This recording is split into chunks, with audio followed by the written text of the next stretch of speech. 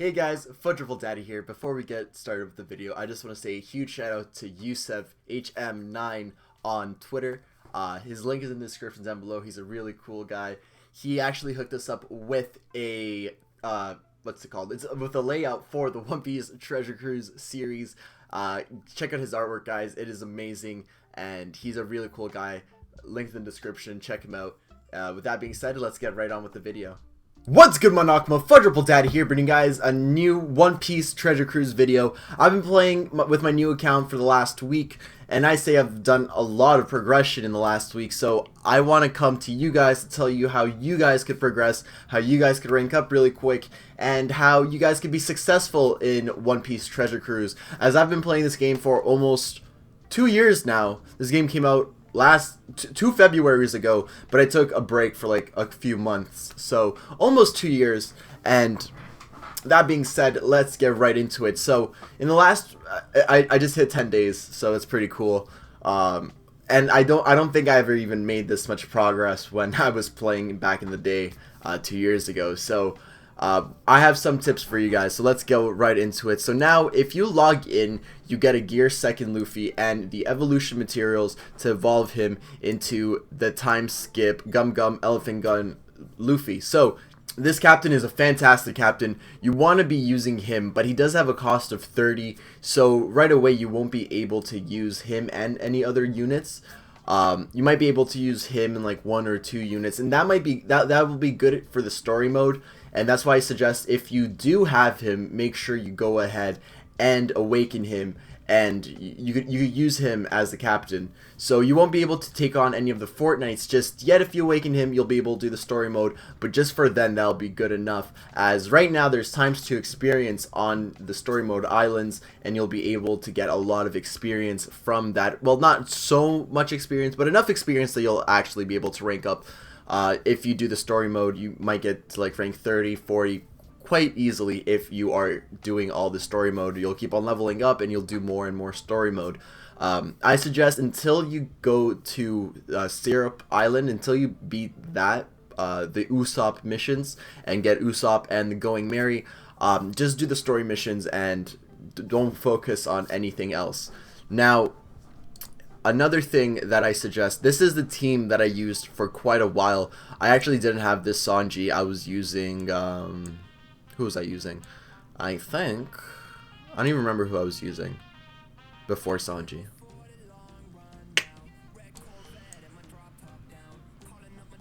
It might have been no, it couldn't have been. Oh yeah, no, it was this Ace. So I was using this Ace instead, and this was the team that I was using. It was clearing a lot of the content, and it was actually a lot weaker because I didn't have Usopp at Golden Pound, I didn't have Nami where she is right now, and I didn't have Zoro where he is right now either. So you want to just level up your units and evolve them as you can. Don't awaken. If you have any Sugofest exclusive characters like like Blackbeard or Rayleigh or Log Luffy or Time Skip Luffy, don't awaken them, because I'll show you guys right now. Where is it? I awakened my Time Skip Luffy, and yeah, now I can actually have a full team of 6 units that full 5, but like, you know, 6 with the Farron Captain. I can have a full team of units, but I'm level 74 now, and that takes like a week's worth of playing essentially. So you don't awaken them. I know if you can, just wait on it just a little bit longer, because I know they will get better in terms of stats, but honestly, usually their captain abilities don't change. So just keep them as is. They'll be good enough for the time being. But yeah, just make sure you level up your characters to max. Don't awaken them just yet. Now, in terms of awakening, I suggest these are my suggestions, because you have 2 different kinds of characters. Well, there are different kinds of level caps for different characters: 20, 35, 50, 70, and of course 99. So if you have, my suggestion is, if you have a unit that can go up to level 20, use the mob units, use the small turtles, the baby turtles, and use skill books to max them out. If it's level 35, the exact same thing. So mob units, small turtles. You can even use dynamo turtles. I feel like that's a bit of a waste though.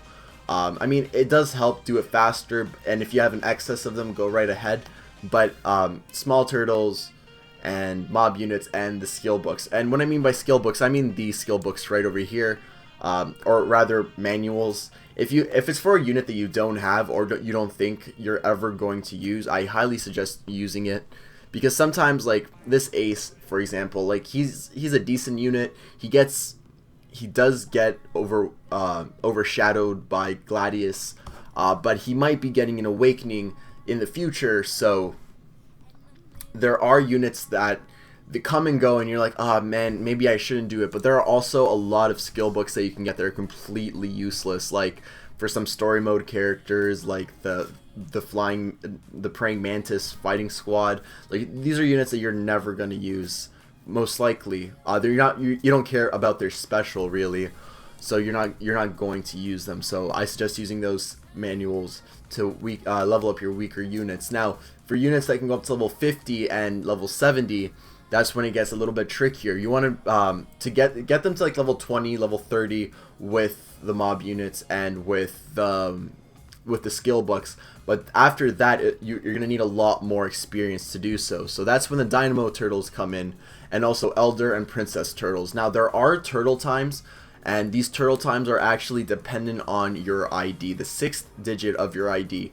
In the description down below, I'm going to leave a link to a turtle time calculator that you just put in your 6th ID digit, and then it'll tell you exactly what time you have turtle time. And now these happen every Monday and Friday, so I highly suggest you do them because you will get a lot of character experience from these missions. There are twice a day for 30 minutes those days, so make sure you do them because you'll get a lot of experience from them. I believe Monday it's any color, it's like red, green, and blue, and then on Friday it's just purple.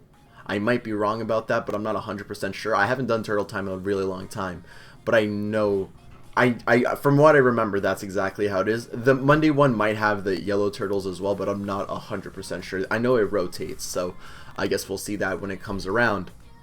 Now another thing that's very important are these jeweled porks. Now there used to be, well, hold up. There is there's a pig sanctuary that you could actually do, and you can actually get a lot of pigs from, and that is over here. But to do this, you need keys. Now on global, there really isn't a way to get keys other than I think you can get them from Coliseum wins. Like those are the rewards for Coliseum. But in the future, we're gonna get something called Chopper Man missions, and that's where you're gonna be able to get the keys. So I'm just gonna check right here really quick, because I'm pretty sure you don't actually get any keys. Never mind. I apologize about that. I thought you could, but I guess you can't. That's how you do. So yeah, you would get them from Chopper Man missions, and you would want to do that mission whenever you had keys. But you can also get turtles. You also get the pigs from doing Fortnite missions. Now, if you aren't strong enough to do any of the Fortnite missions, I suggest just moving on up. And if you find that you are capable of doing a Fortnite mission, then going ahead and doing it in ×2 stamina. So what that means, like I could do this Perona one at Elite. I can't do Expert. I mean, I haven't tried Expert, but I can't, in my mind, I can't do Expert because my units aren't strong enough. Let's just pick this dude. Basically down here, ×2 stamina, it will cost twice the amount of stamina. So if you have 30 stamina, you could do this. And then you get ×2 the amount of berries, experience, and treasures. So any treasures that you receive in the mission, you will get 2 copies of that, and you will get twice the amount of experience, which will help level up a lot faster. And that's what I did for a little while to actually level up. And whenever I need like 5,000 or 6,000 experience to level up, I just go ahead and do this because it helps out a lot. Now, the last thing I actually want to talk, there's 2 more things I want to talk about, and that one of them is actually summoning on the banners, because a lot of people ask me, should I summon on this banner, should I summon on this banner, and my answer to that is only summon on Sugofest. Like, the reason why I say this is I know there are a lot of good units that you can pull from this, a lot of int units, for example, right now that you want to get. However, when there's a Sugofest, the Sugofest doesn't change the banner. Well, it does change the banner, but What I mean by that is it only adds units, and it only changes the rates of those featured units. So like you'll have a higher chance to get those featured units, but you will still have a higher chance of getting it characters, and you'll still get them at that level. So it's usually they'll start at level 20 unless the conditions change, but typically they are level 20 at that time. So I highly suggest you save all your gems and use them for the Sugofest. Now, if you're having a bit of an issue with just managing box space, I highly suggest actually expanding your character box. And at 125, I know that's like maybe, I think that's 100 more than what you start with, so that's 20.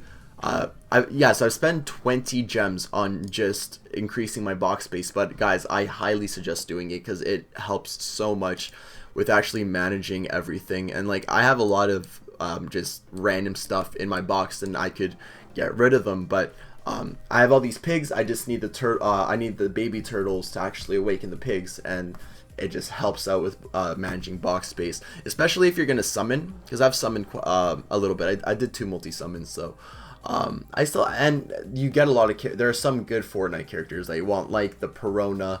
I don't know what other characters, I don't know what other Fortnites are out. The Brook is really good too, especially if you have time skip Luffy, Bon Clay, and Mr. 3. They're decent free to play units. And Kami and Hachi, I don't think those are any good at all, but I could be wrong. Nico Robin, Olivia the Archaeologist, that Fortnite's out as well. So there are units that you can get. So if you want to have an easier time, and if you want to play more essentially without having to go back into your box and getting rid of a lot of your units and not being able to have space and to play, then I suggest expanding your box space. Even though it is going to take a couple of gems, it's really worth it, because in the long run you're gonna want to have the most box space as possible. I think it maxes out at 1,000, so one day we're gonna have 1,000 box space. It's an inevitability. I still said that wrong, but I'm not gonna try again. It's gonna happen eventually. You're gonna want to do it. Make sure you do it. And the last thing I want to talk about is actually the shipyard and your ships. So you start off with the dinghy, and you are required to do 1 level up on it. Don't upgrade it any further. That's it. When you have the dinghy, you're just gonna you're gonna have to deal with it until you go to Syrup Village, and that's when you finish that, you get the Going Merry. Now the Going Merry is an amazing ship. Once you max it out, it increases your cruise attack by 1.5, and you get 300 Captain HP. So if you have certain legends, like I didn't have to do it. I really didn't. So like Blackbeard, Whitebeard, even Log Luffy, Rayleigh, any units that increase everyone's attack, you really don't need to use. You don't need to level this up right away, because we do get the 1,000 Sunny after Enies Lobby, so which is an overall better ship than the Going Merry, because it gives the same amount of attack boost, plus it adds even more things to it. So you don't need to do this if you have a strong enough team.